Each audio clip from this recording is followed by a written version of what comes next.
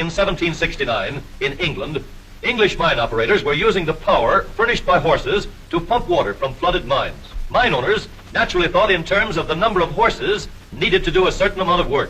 When James Watt invented a mechanical substitute for the power of horses in 1769, he wanted to know how much work it would do in comparison with a horse. So he and his assistant, William Murdoch, performed many experiments under various conditions, measuring the ability of different horses to raise heavy stone weights from a stone quarry pit. They found that the average horse, under average conditions, exerts the amount of power which would raise 550 pounds a distance of 1 foot in 1 second. Working continuously for 1 minute, the same power could move a total of 33,000 pounds a distance of 1 foot. Watt took this figure as a unit and called it 1 horsepower. The horsepower unit proved very useful. Watt was able to tell mine owners and businessmen exactly what size engine would be needed to replace the horses they'd been using. When the use of mechanical power became more general, Watt's horsepower unit was kept as a standard for estimating and comparing power. We can measure any energy in terms of horsepower. For example, it would take about 3 million ants to develop the power of a single horse. Sturdy legs and a strong back give the coolie more strength than the average human being. Yet, in action, he develops only 1/5 of a horsepower. While the elephant, having the advantage of his great size and huge muscles, can perform complicated tasks with the strength of 5 horses. As the needs of civilization have increased, gradually, machines have taken the place of muscles to develop power.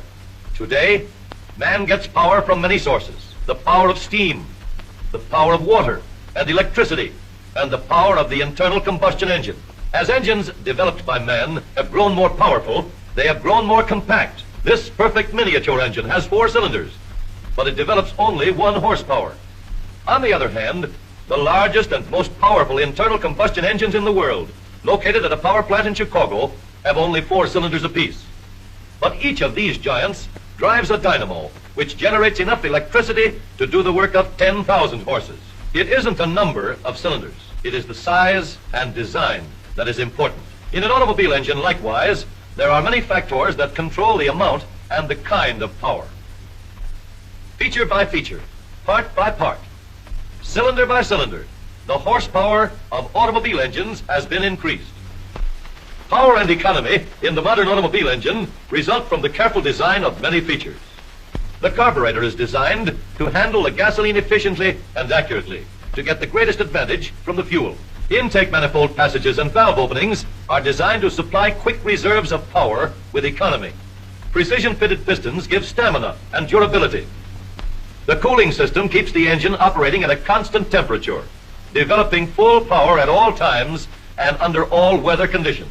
Every part has been designed with maximum strength for rugged, constant power, while friction-removing bearings and special lubrication permit sustained high speeds. The valve-in-head design has brought to the motor car the same flashing power that brings the thrill to riding in a speedboat, the same dependable power that is so vital in an air transport, combined with the maximum efficiency of the racing car, getting the last drop of energy out of a drop of gasoline. The modern motor car has these same features of design for extra power under all conditions of weather and road. Few people realize the great amount of power that travels with them under the hood of their automobile, theirs to control wisely and safely. Almost every family can have at its individual command the strength of 85 horses, eager and willing to respond, 85 horsepower, flowing smoothly at the touch of the accelerator.